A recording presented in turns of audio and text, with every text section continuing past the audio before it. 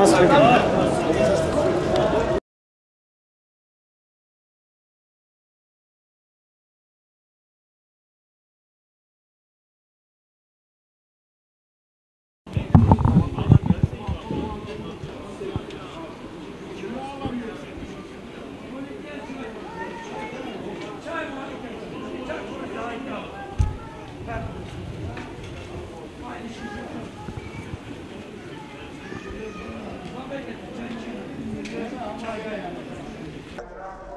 Ürünlerimiz kendimiz daha doğrusu üretiyoruz.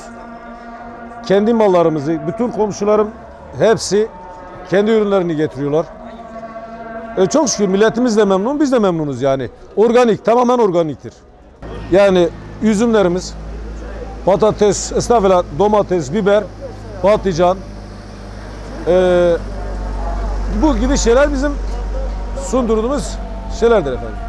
Baltaş'tan geliyor, Sarıkamış'tan geliyor. Bizim bu Palok civar kenardan geliyor efendim. Kendi imkanlarımızla getiriyoruz, arabalarımızla getiriyoruz. Talebimiz şu anda yeni bir pazar kurulmasını istiyoruz bize. Yani pazarcı olarak Palok'ta bir pazar kurulmasını istiyoruz. Yani halkımız bizimle alışverişte memnunlar, biz de memnunuz.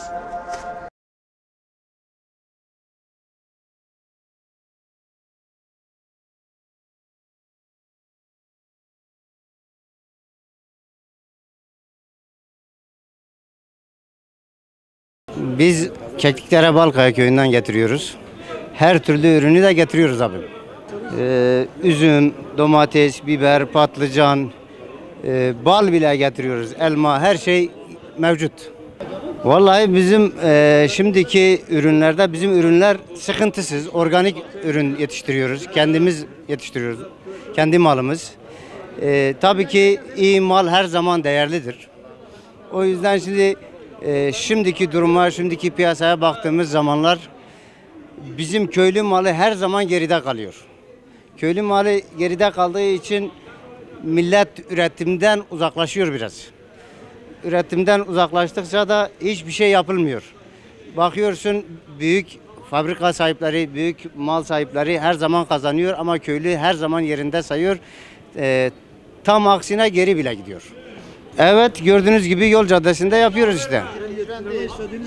Ya yetkililerden istediğimiz şu şekil. Mesela bir pazar yerinin olması idealdir, güzel bir şeydir. Öyle bir yer olmuş olsa herkes kendi yerini bilir. Böyle kendi yeri olduğu zaman da artık fiyatlar herkes kendi başına düşüremez. Fiyatlar mevcut olur. Herkesin müşterisi belli olur.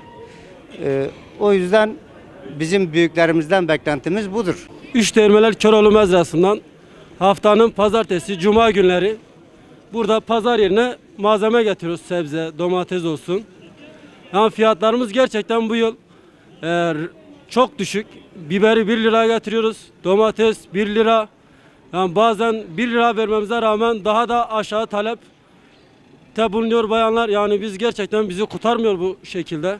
Yani halktan biraz daha bizim için anlayışlı olmalarını istiyoruz. Çünkü giderlerimiz fazla, mazot yüksek, gübre fiyatları yüksek. Yani bu yüzden bizim giderler fazla olduğu için biz bunu mecburen fiyatlarımıza yansıtıyoruz.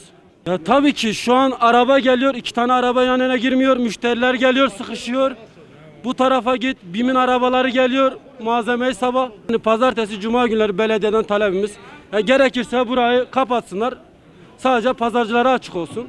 Ya şu an yani ayrı yer olsa çarşıdan uzak olur. Bu sefer bizim için daha sıkıntı. Yani şu an pazar yerimiz sıkıntı değil.